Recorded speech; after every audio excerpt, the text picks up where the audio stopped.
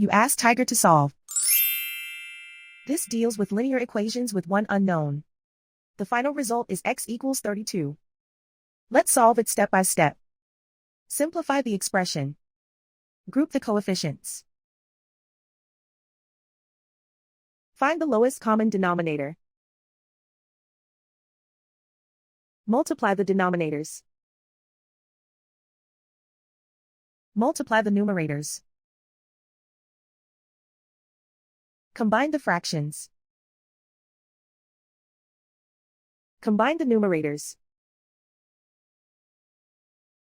Isolate the y. Multiply both sides by inverse fraction 16 over 5.